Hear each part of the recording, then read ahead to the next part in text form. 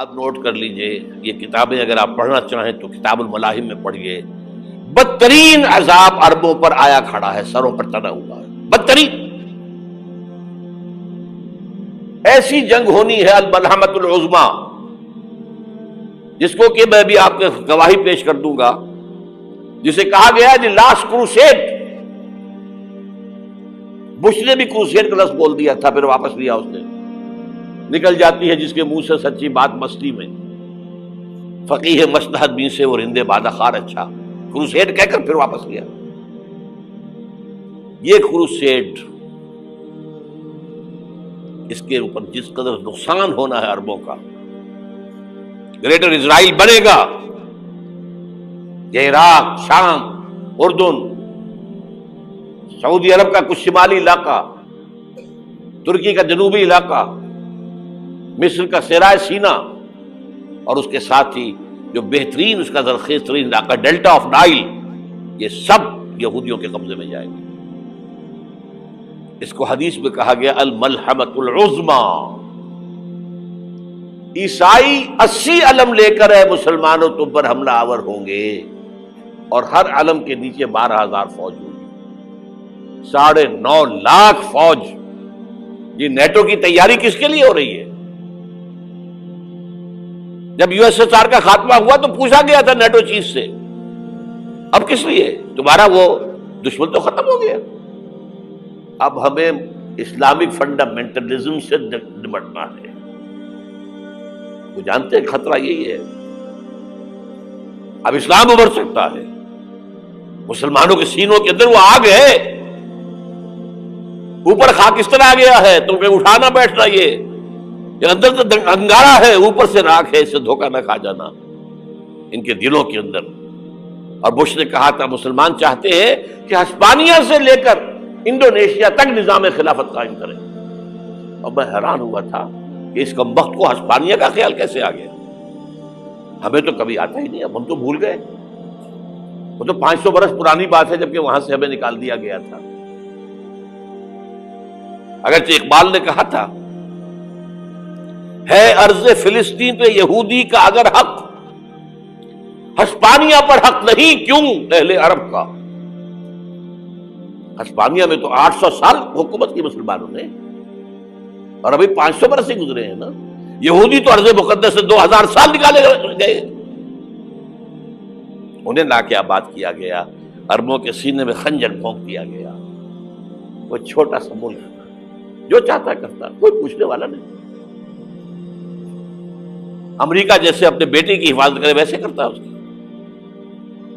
اور حضور نے فرمایا ہے وہ جنگ جب ہوگی تو ایک باپ کے اگر 100 بیٹے ہوں گے تو 99 ختم ہو جائیں گے، ایک بچے گا. یہ حدیث ہے، حدیث ہے صحیح. اور آپ نے فرمایا ویل للعرب من شر قد اقترب، عربوں کے لیے ہلاکت ہے، عربوں کے لیے بربادی ہے اس شر سے جو قریب آ چکی ہے. اور آج جس طرح انہوں نے ان کی تہذیب کو اختیار کر لیا ہے، دبئی جا کر دیکھیے، بدترین مغربی معاشرہ جو ہے وہ دبئی کے اندر ہم نے قائم کر کے دکھا دیا. اب سعودی عرب اس راستے پر بڑھ رہا ہے. اور اس کے بعد نمبر 2 پر جو ہے ہم پاکستانی ہیں. لیکن میں اس کے وہ پہلی بات جو کہہ رہا ہوں وہ تو یقینی ہے، اس میں تو احادیث صحیحہ موجود ہے. اگرچہ اس کے بعد پانسا پلٹے گا، پھر حضرت مہدی کا ظہور ہوگا، حضرت عیسیٰ کا نزول ہوگا، اور وہ گریٹر اسرائیل گریٹر گریو یارڈ بنے گا یہودیوں کا. ایک ایک یہودی قتل ہوگا اور دفن ہوگا. یہ بات میں ہونا ہے، میں پہلی بات پر پرچ کر رہا ہوں. وہ پانسا پلٹے گا جب پلٹے گا. ابھی جو سامنے ہے وہ کیا ہے؟ جس ملحمۃ العظمیٰ کہا حضور نے، جسے آرمگیڈون کہتے ہیں عیسائی. آرمگیڈون کی اگر کہیں جا کر آپ دیکھیں گے، آپ ڈکشنری میں مانی تو کیا لکھا ہے؟ A very big war which will be fought between the forces of evil and good before the end of this world. اس دنیا کے خاتمے سے پہلے خیر اور شر کی قوتوں کے درمیان بہت بڑی جنگ ہوگی. ارمجدون اسے کہتے ہیں عربی میں، اور آرمگیڈون اسے کہتے ہیں انگریزی کے اندر. اور یہ بائبل کی آخری کتاب کے اندر ہے، جو اس میں کہ مکاشفات یوحنا، ریولیشنز آف سینٹ جان. یہ تو میں کہہ رہا ہوں یقین کے ساتھ، اور زیادہ دور نہیں ہے، آیا چاہتا ہے. اس لیے کہ یہودیوں کا اور عیسائی جو کنزرویٹوز ہیں، نیو کنزرویٹوز، ان کا 5 نکاتی ایجنڈا ہے متفق علیہ، جس کے تحت کہ یہ جنگ صلیبی شروع کی گئی ہے. تو سن لیجئے آپ. آرمیگیڈون نمبر 1، گریٹر اسرائیل قائم ہو جانا اس کے نتیجے میں نمبر 2، مسجد اقصی اور قبۃ الصخرہ کو گرانا نمبر 3، وہاں 3rd ٹیمپل، وہ مسجد جو حضرت سلیمان نے بنائی تھی 1000 قبل مسیح میں، پھر برباد کی تھی نبوکدنضر نے، دوبارہ بنائی گئی، پھر دوبارہ ختم ہوئی 70 عیسوی تک گری پڑی ہے. ان کا خانہ کعبہ گرا ہوا ہے 70 عیسوی سے لے کر آج تک. ایک دیوار ہے ویلنگ وال، جہاں جاتے ہیں، روتے ہیں، پیٹتے ہیں، ماتم کرتے ہیں، وہاں وہ بنے گا 3rd ٹیمپل. اور نمبر 4، اس میں لا کر رکھا جائے گا تخت حضرت داؤد کا. یہ تخت کہاں ہے اس وقت؟ یہ لندن شریف کے اندر، جو ان کی پارلیمنٹ کا جو چرچ ہے، ویسٹ منسٹر ایبے، اس میں رکھا ہوا ہے. ایک پتھر تھا جس پر بٹھا کر حضرت داؤد کی تاج پوشی ہوئی، پھر حضرت سلیمان کی ہوئی، پھر وہ پتھر رکھ دیا گیا جب حضرت سلیمان نے بنایا ہیکل مسجد اقصی، وہاں رہا وہ. ہر بادشاہ جو تھا یہودی اسی کے اوپر بٹھا کر اس کی تاج پوشی ہوتی تھی. سن 70 میں ٹائٹس نے گرایا اسے، ہیکل کو، وہ پتھر لے گیا، وہاں سے روم گیا، روم سے آئرلینڈ گیا، آئرلینڈ سے اسکاٹ لینڈ آیا، اسکاٹ لینڈ سے انگلینڈ آیا، اور اب وہ رکھا ہوا ہے 14ویں صدی عیسوی سے آج تک. وہ ویسٹ منسٹر ایبے میں رکھا ہوا، ایک کرسی کی سیٹ میں اسے بنا دیا گیا ہے تخت کی شکل میں. اب انگریزوں میں کوئی ملکہ ہو، کوئی بادشاہ ہو جس کی بھی تاج پوشی ہونی اس میں ہو. یہ لا کر رکھا جائے گا 3rd ٹیمپل میں، اور اس پر یہودیوں کے خیال کے مطابق ان کا مسیحا آئے گا جو مسیح دجال ہوگا. عیسائیوں کے خیال کے مطابق حضرت عیسیٰ آئیں گے، وہ ہمارا بھی خیال ہے حضرت عیسیٰ آئیں گے علیہ السلام. بہرحال یہ تو بعد کی باتیں ہیں نا. اس وقت جو میں عرض کر رہا ہوں، عربوں پر بہت بڑا عذاب، اور پاکستان کا معاملہ البتہ یہ ہے، میں یقین سے نہیں کہہ سکتا. Hanging in the balance.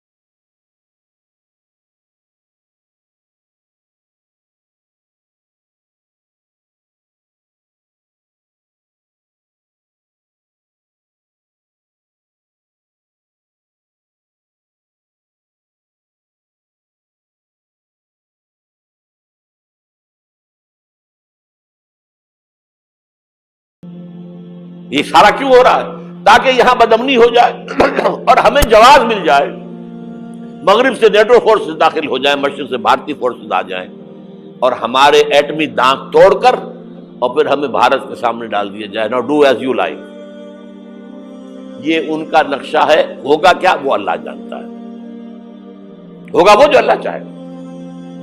لیکن اللہ کا چاہنا جو ہے وہ کس پر منحصر ہے؟ یہاں انقلاب برپا کرو، یہاں اسلام لاؤ. اگر دھندوں میں لگے رہو گے تو وہ خود بخود نہیں آ جائے گا انقلاب. صحابہ نے جانیں دی تھی، کتنی تکلیفیں اٹھائی تھی. 12 برس تک مکی دور کے اندر با نشہ درویشی در ساز و دمادم زن، جو پختہ شبی خدرہ بر سلطنت جم سن.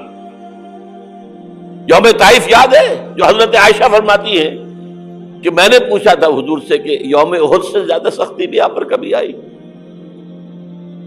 یوم احد پر کیا ہوا تھا؟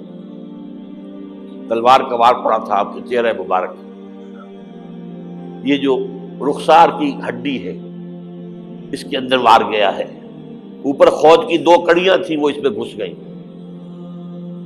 2 دندان مبارک شہید ہوئے۔